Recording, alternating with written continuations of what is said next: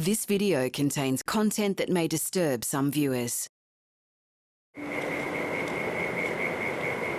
Josh was barely 2 days old when he was taken into state care. They took me from the hospital because my parents are both drug addicts. I abuse their children.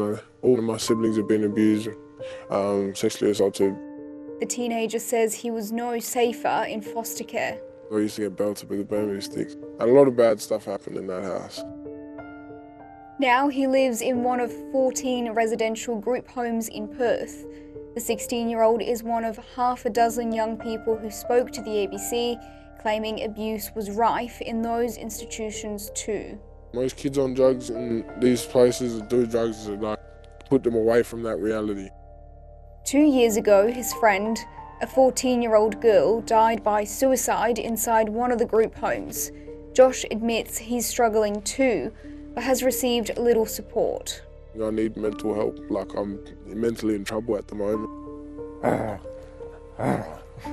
It was while he was in state care that Ben, now 18, first used drugs at the age of 12.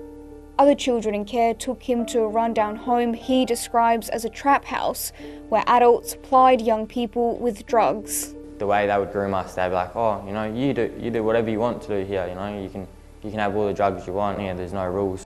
Now that I'm a lot older, I can definitely see there was definitely grooming, I guess, and just feeding me drugs.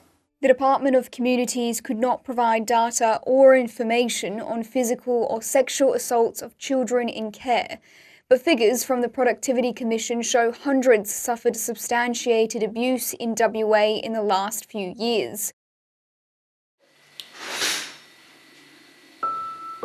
Alice has been a DCP foster carer for over a decade and says psychological support was something that she's had to demand from the department, even for a young girl who was abused while in state care. She suffered physical abuse, sexual abuse, exposure to drugs, pornography, alcohol, but was never provided with any counselling. Alice claims when she reached out to the department for help to manage a child's aggressive behaviour, she was told to call the police if it got out of hand.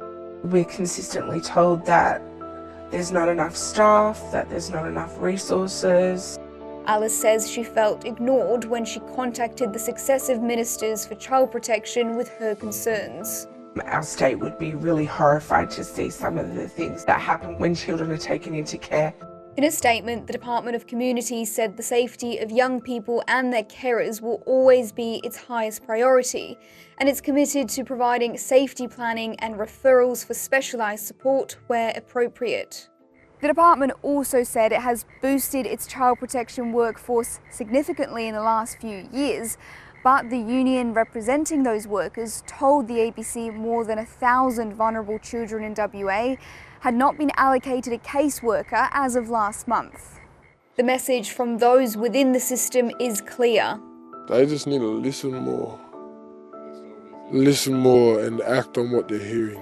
Daryna, Zadvirna, ABC News.